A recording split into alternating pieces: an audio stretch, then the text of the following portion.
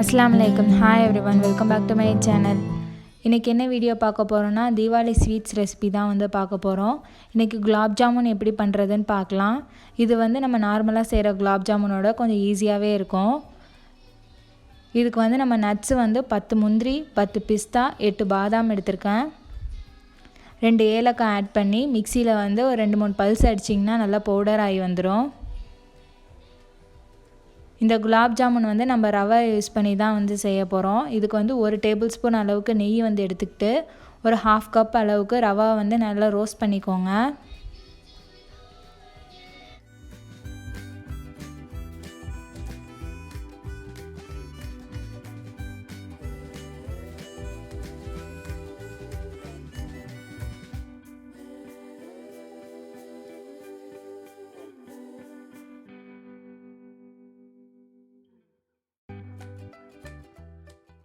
ரவா வந்து நல்லா ரோஸ்ட் ஆனதுக்கு அப்புறம் 1 கப் அளவுக்கு வாமான மில்க் வந்து ஆட் பண்ணியிருக்கேன். காய்ச்சி ஆற வச்சு ஆட் பண்ணிக்கோங்க.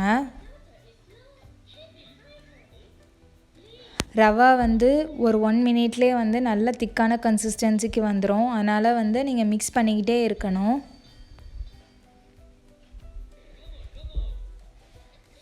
இந்த அளவுக்கு நம்மளுக்கு திக்னஸ் வந்து கிடைக்கும். இப்போ ஸ்டவ் வந்து ஆஃப் பண்ணிவிட்டு இது ஃபுல்லாக வந்து நம்ம ஆற வச்சிடலாம்.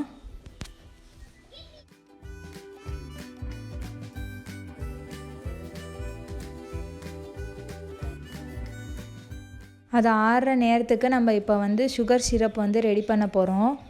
இதுக்கு வந்து சீனி வந்து 1 கப் அளவுக்கு வந்து எடுத்திருக்கேன்.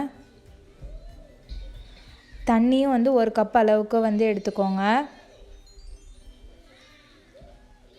அது வந்து ஒரு கம்பி பதம் வர அளவுக்கு அதை வந்து நம்ம வந்து சிம்மில் வச்சிடலாம்.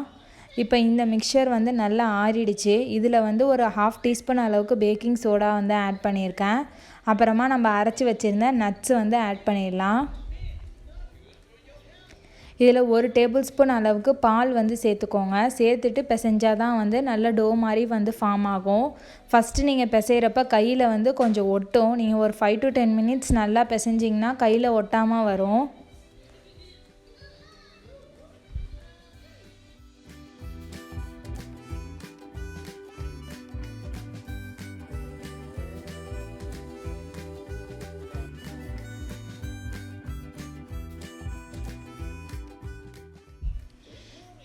சுகர் சிரப்பும் வந்து ரெடி ஆகிடுச்சு. ஒரு கம்பி பதம் வந்தோடனே நம்ம ஸ்டவ் வந்து ஆஃப் பண்ணிடலாம். சிரப் வந்து கொஞ்சம் திக்காக இருக்குன்னு நினச்சிங்கன்னா கொஞ்சமாக வந்து ஹாட் வாட்டர் வந்து ஆட் பண்ணிக்கோங்க. குலாப் ஜாமுனை வந்து இப்போ ஃப்ரை பண்ணி எடுத்துடலாம். இந்த மாதிரி ஃப்ரை பண்ணுறப்ப மிக்ஸ் பண்ணி விட்டுக்கிட்டே இருக்கணும். அப்போ தான் வந்து எல்லா சைடும் வந்து ஈவனாக வந்து ஃப்ரை ஆகும். எந்த ஒரு கிராக்கும் இல்லாமல் நீங்கள் வந்து பால்ஸை வந்து ரெடி பண்ணிக்கோங்க. இது வந்து ஒரு 12 hours ஆகுது நல்லா ஊறுனுச்சுனா தான் வந்து நல்ல சாஃப்டான குலாப் ஜாமுன் வந்து வரும். இந்த சிம்பிள் அண்ட் ஈஸியான ரெசிபி வந்து உங்கள் எல்லாருக்கும் வந்து பிடிச்சிருக்கும்னு நினைக்கிறேன். கண்டிப்பாக வந்து தீபாவளிக்கு வந்து ட்ரை பண்ணி பாருங்கள்.